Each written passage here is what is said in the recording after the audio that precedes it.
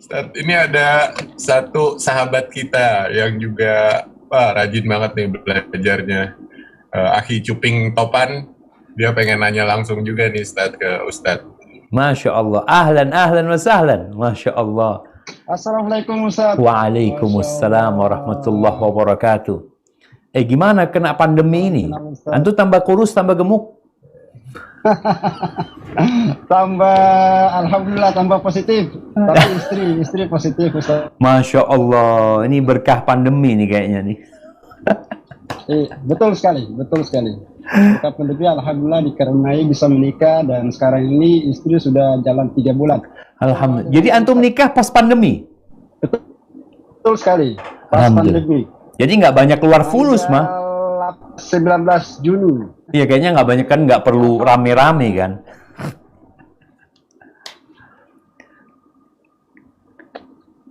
Naam.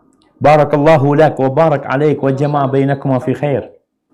Ustaz, saya mungkin ingin berbagi cerita sedikit ini tentang pentingnya hijrah. Nah, biasanya itu terutama kita di kalangan public figure ini kan banyak teman-teman artis yang mulai hijrah. Namun terkadang juga mereka itu terkotak-kotak. Ada yang mungkin hijrah, saya nggak ngerti ya, mungkin ibaratnya itu mereka itu kalau buat kajian hanya sebatas kajian buat kalangan-kalangan tertentu. Contoh misalkan dia mengikuti kajian si A, namun dia mengabaikan dengan kajian si B. Nah, bagaimana pandangan Ustadz agar supaya kita ini Islam ini nyatu, apalagi kita di kalangan public figure. Saya sekarang kan bergabung dengan teman-teman di musyawarah. Nah, teman-teman musyawarah itu punya konsep itu bagaimana kita membangun sebuah jembatan agar kita mengajak semua para ulama kita itu bersatu, bahwa Islam itu adalah satu. Nah, Masya Allah. Pencerahan dari Ustadz untuk memberikan pencerahan kepada kami. Subhanallah. Nah. Iya jemaah, ini sebuah pandangan yang indah sebenarnya tatkala kita ingin menyatukan umat Islam ya. Kita ingin para ulama bersatu, semua menginginkan itu. Tapi ternyata Rasulullah SAW sudah mengatakan kalau orang yang hidup setelah aku mati, dia akan melihat banyak perselisihan. Ini sebuah kodrat yang tidak bisa dipungkiri. فَإِنَّهُ مَنْ يَعِشْ مِنْكُمْ بَعْدِي فَسَيَرَى اخْتِلَافًا كَثِيرًا. Yang hidup setelah aku mati akan melihat banyak perselisihan dan semua merasa dia yang benar. Dan itu sudah terjadi setelah meninggalnya Rasul sallallahu alaihi wasallam.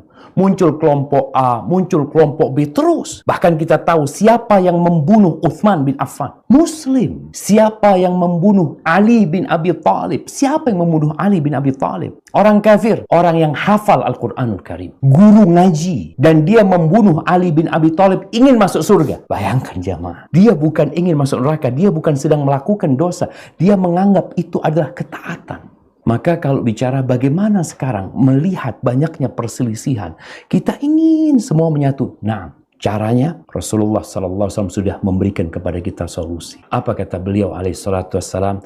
Kalau kalian ingin bersatu, ingin tetap sampai ke surgaku, fa'alaikum bisunnati. Ikutin sunnahku, kata Nabi SAW. Wa sunnatil khulafa'ir rasyidin al-mahdiyin min ba'di. Ikuti sunnah-sunnah khalifah-khalifah setelah aku. Ikutin sunnahnya Abu Bakar, ikutin sunnahnya Umar, ikutin sunnahnya Uthman, ikutin sunnahnya Ali bin Abi Thalib.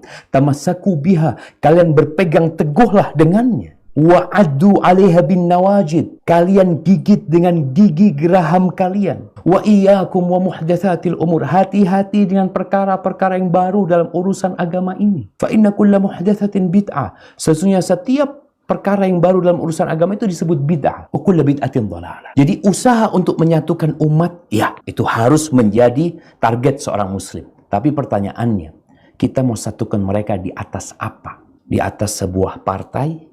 Kalau kita bicara partai, ya, ada banyak partai Islam. Di atas sebuah ormas, ada banyak ormas Islam.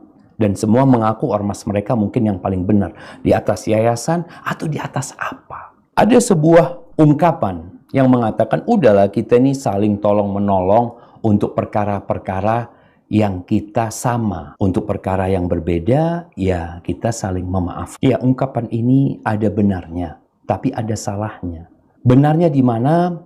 Ketika mereka berpikir untuk bersatu, untuk saling memaafkan dalam perkara-perkara yang memang ada khilaf. Yang khilafnya memang boleh, yang satu kunut, yang satu nggak kunut umpamanya. Ya ini memang perkara-perkara yang ada beda pendapat. Dan alhamdulillah ada ruang di sana untuk berbeda pendapat, kita saling toleransi. Tapi ada perkara-perkara jamaah yang memang nggak bisa disatukan. Umpamanya kita bicara, ada kelompok yang mengkafirkan Abu Bakar As-Siddiq, yang mengkafirkan Umar bin Khattab, dan mereka berusaha ingin bareng-bareng. Udahlah, yang kita tahu mungkin Syiah, kemudian mungkin orang-orang yang berpemikiran Khawarij, yang mereka mudah mengkafirkan orang. Bahkan Abu Bakar, bahkan Utsman buat mereka kafir, Ali buat mereka kafir. Mungkinkah kita duduk bermajelis sama mereka? Enggak. Jadi intinya, alhamdulillah teman-teman yang sedang berusaha untuk menyatukan kawan-kawan ini. Tapi dia harus tahu di atas apa dia menyatukan.